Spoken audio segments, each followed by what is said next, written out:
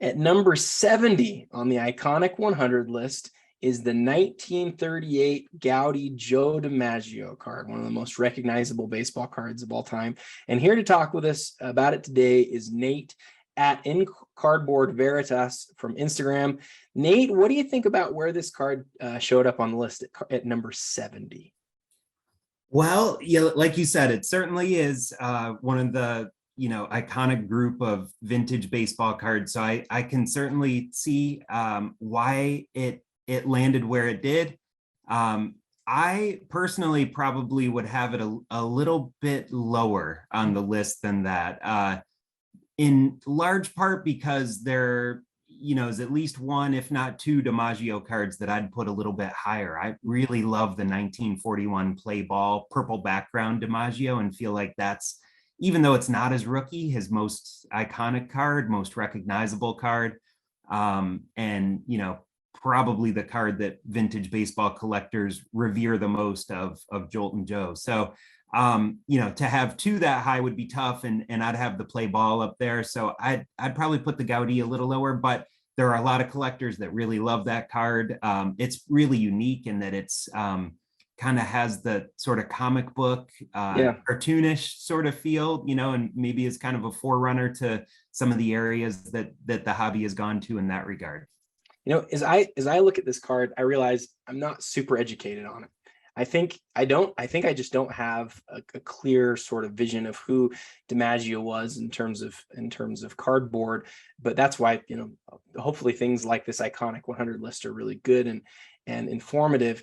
I think there might be another version of this card where you get sort of that cartoony sort of look, but do you know the details behind that at all? Yeah, right. There are two versions. There's one that has the captions included, right? There are several captions that give little tidbits of information. And then there's one that has just the image of DiMaggio without all the captions. So are they both Goudey, or is one of them maybe like Leaf or something like that? No, I think they're both Goudey. I think Okay. they're just different versions of the same card.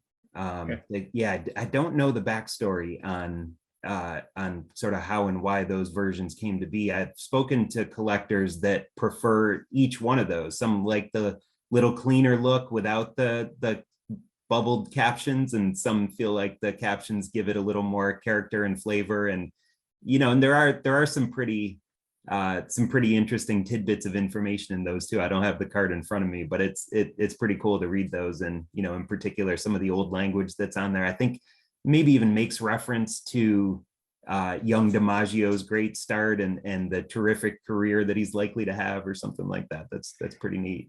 I think the thing that's clear about the vintage baseball part of the iconic 100 list is just a huge percentage of these players were Yankees, right? And you get into the 1940s and after, and it's a lot clearer in terms of what cards are recognizable. You've got Bowman and Leaf at the beginning, and then you get to Topps, and everything's Topps for a really long time, really, basically until the 89 Griffey comes around.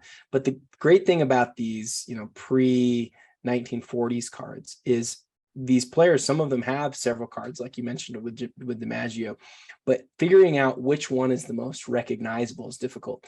You mentioned one card. What was the other card that you thought might be higher on the list for DiMaggio?